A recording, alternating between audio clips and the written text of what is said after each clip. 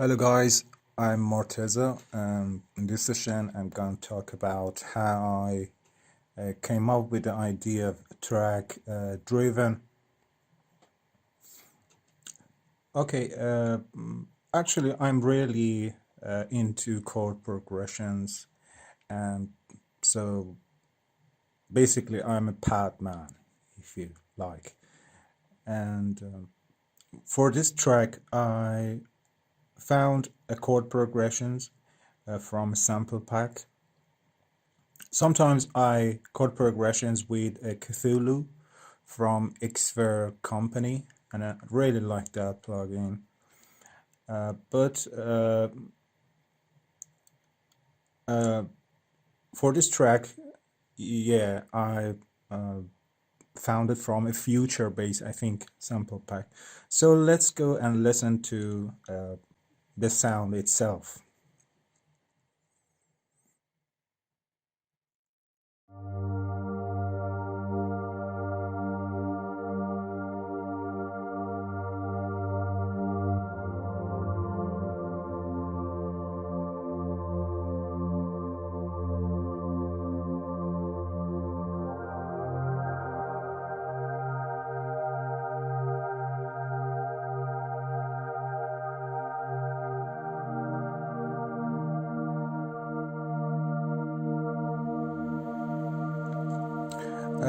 As you listened, I think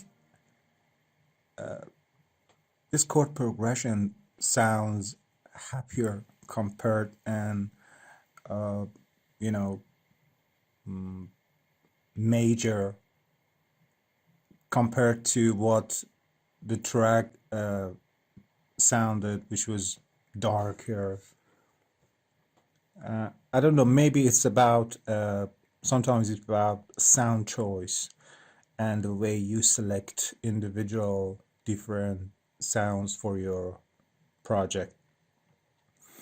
And what I did for this track was actually I made a few different channels for each layer. And what I mean by layer is, for example, these lower notes,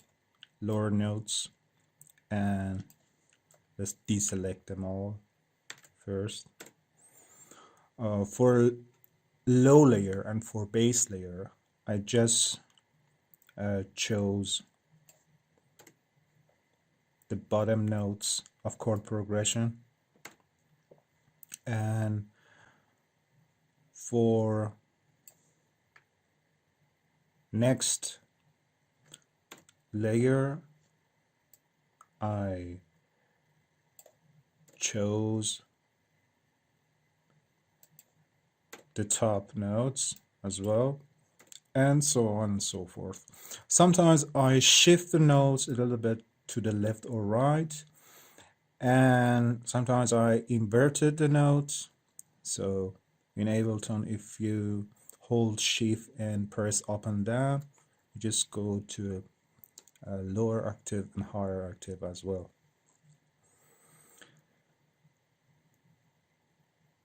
So if I unmute that and gets back to the whole project, in this channel, low channel, you can see that I just selected low notes.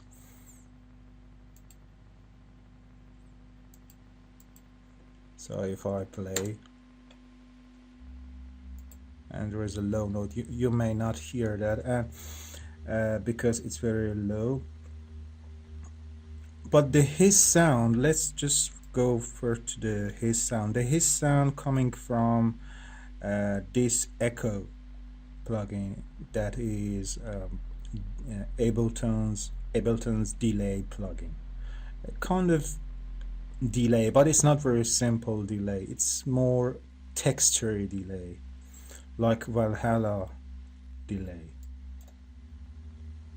And as you hear, if I bypass the plugin, the hiss sound just goes. There is an alternative, I think, a vinyl from Isotope, and it's free. You can put it on different audio and MIDI channels to get the same effect.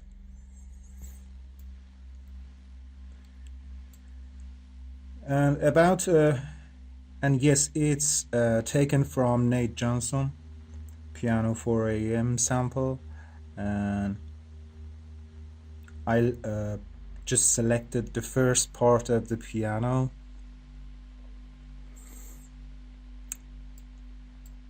If I play with keyboard and I just deselect the loop. If I press C, for example, C or D. The reason I chose Nate Johnson sample was because it was piano sound, and piano, if you work with media stuff, it's very necessary to have a sound that is in key. Fortunately, this sound was in C. I mean, the key was C.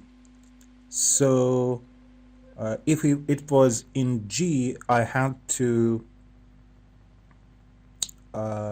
transpose it 7, I think 7 semitones down to, I don't know if it's 7 semitones or 9 semitones. I think 7. I think that's 7.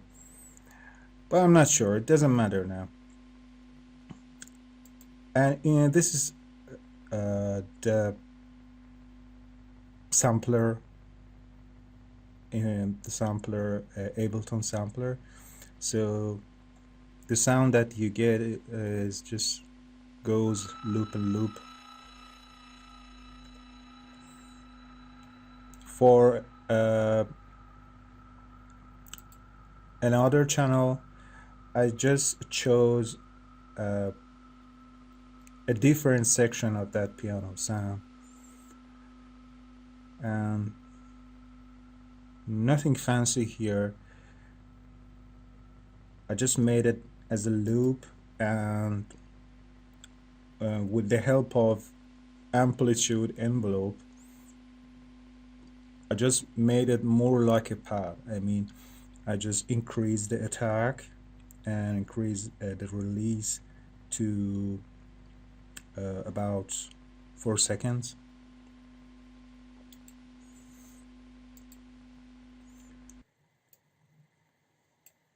A chorus, a flanger effect, an echo sound, and a Valhalla delay, about 40%, and Ableton's stock reverb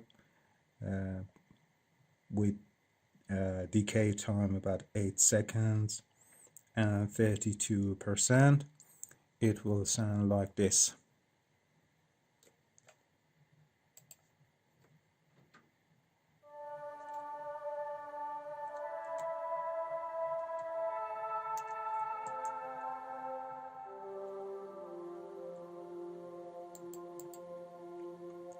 And as you can see, I chose the top notes. I chose the top notes of chord progressions.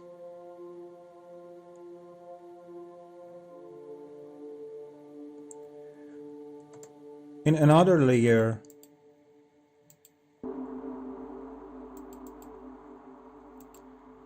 is also Nate Johnson piano, and the same part of the piano again. Attack the same, release the same. LFO does nothing here. Oh yeah, and that's kind of distorted sound. I put a distortion. It's called overdrive in Ableton, and some kind of, I don't know, unnecessary effects. Sometimes it doesn't make a difference. Flanger, chorus, some kind of delay. Yes.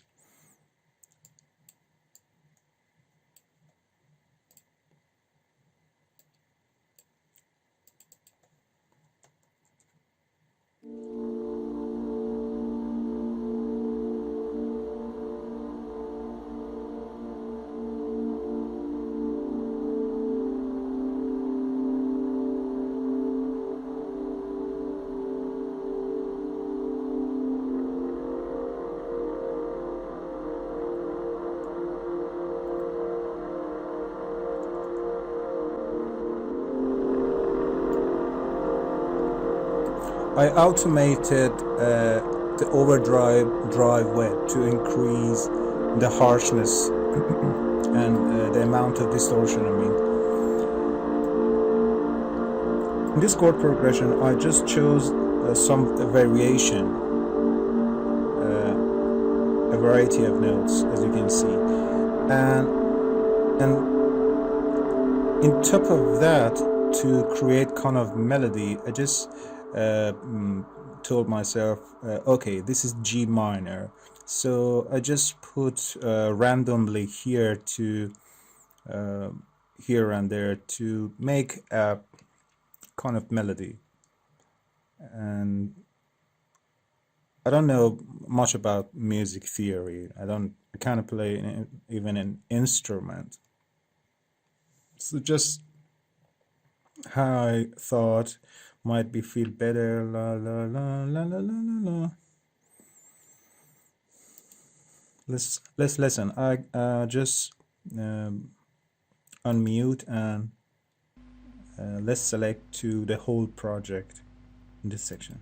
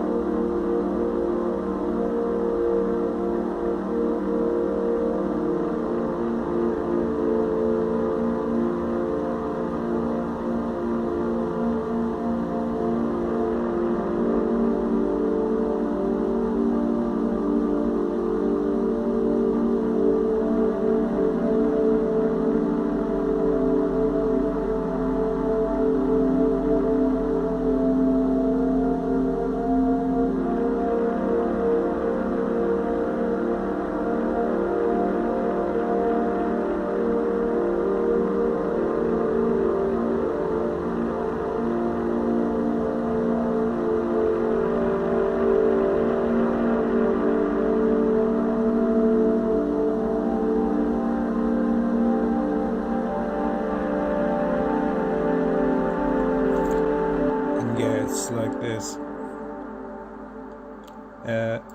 Another channel I've chosen middle notes of chord progression. So yeah, it's again Nate Johnson piano. I think it's just 2 parts of piano the whole song. I didn't know that. I thought I chose a variety of samples for this song, but I was wrong. I chose a very teeny tiny fraction of that piano and put again flanger, chorus, and OTT. OTT does nothing except just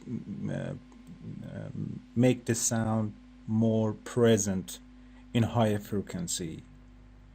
Okay, I don't know what exactly it does, but it just makes it more present in air and upper frequency.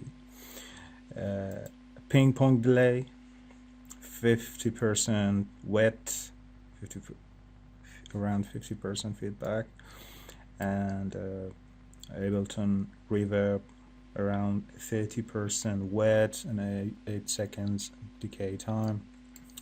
And I just cut the low end.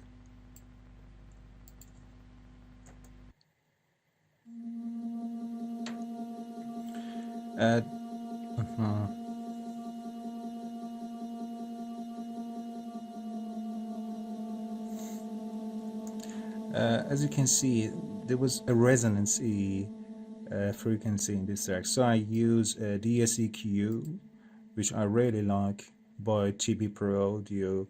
And what it does is DSEQ automatically finds resonance frequency or harshness or irritating sounds and try to reduce it. That's what it does. If I enable it.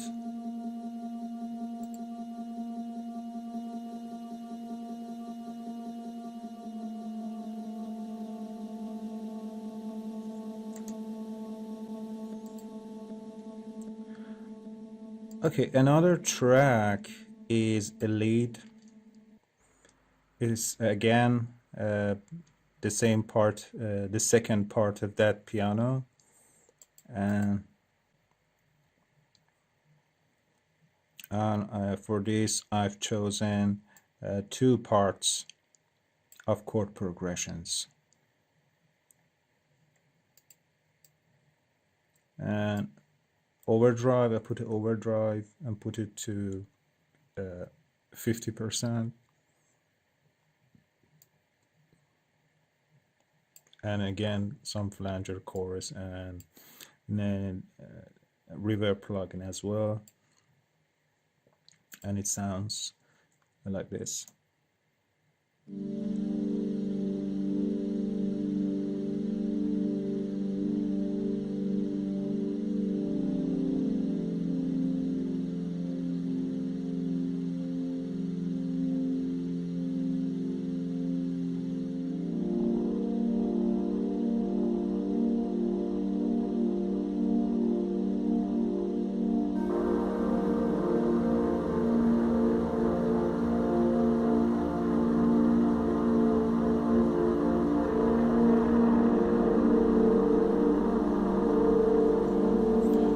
If we jump to the end section of the song, oh, I can see there is a Wooden Room audience field recording. I think it is one of the samples which AEMC provided, and I just made some processing, putting some effects, and maybe in a later video, because I just render it down, maybe in a video I just show how to come up with this kind of sound. You may not find it really interesting, but I just show the audio sound.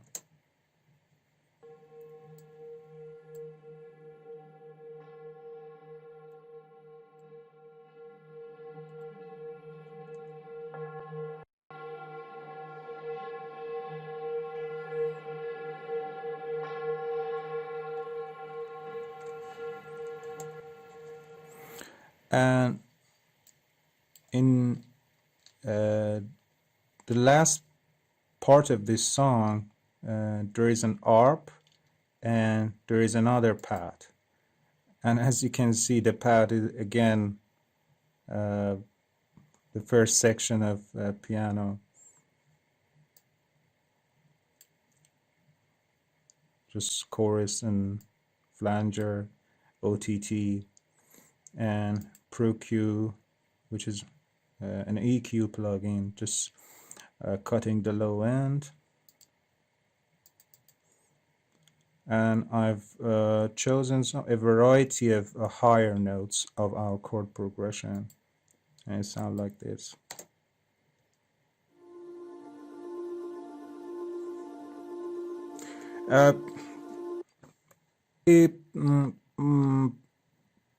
I think it might be kind of unnecessary because it sounds really like the other channels.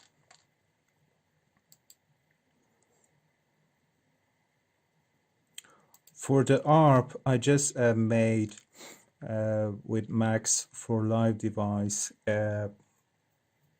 Actually, Max for Live device, I can talk about it in some videos if you like. Ableton comes with Max for Live devices. Actually, it helps you to, you know, just synthesis and a variety of effects, MIDI effects. This is MIDI effect.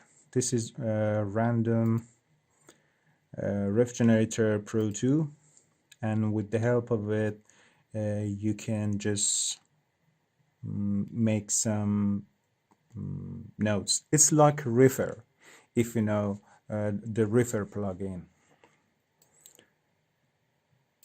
It's like an arpeggiator, but it's steady. I mean, if the chord changes, it just remains the same. It doesn't change. Let's listen.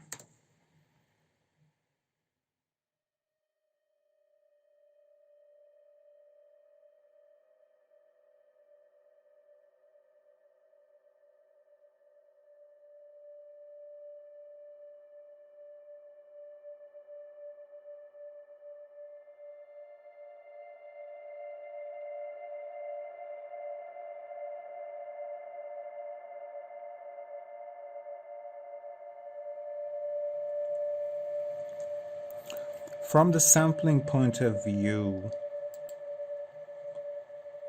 well, I put the piano sample first, and in the filtering section, I just made, as you can see, the amount is 0, means filter does nothing, in fact.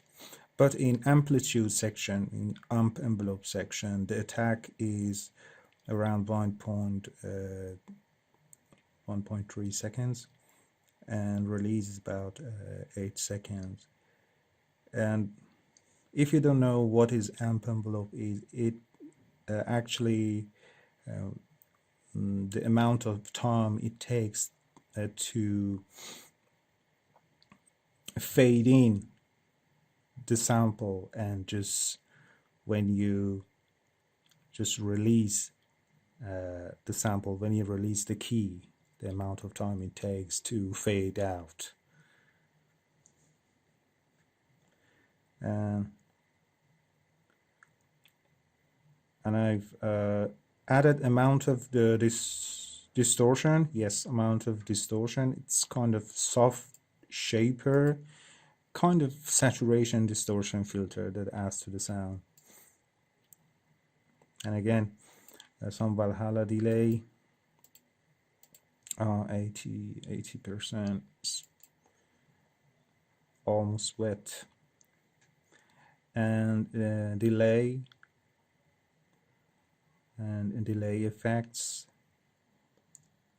50%, and lots of feedback again, lots of reverb, 75% wet, and 20-second decay time. Yep, that's it. I hope you enjoyed. What I can tell you about that, there is no trick or secret behind the track, but and as you listened, each track per itself doesn't sound good, but in context, all channels as a whole, as one song, sound really much more better, in fact. So I hope you enjoyed, and stay safe and stay sanitized. Thank you.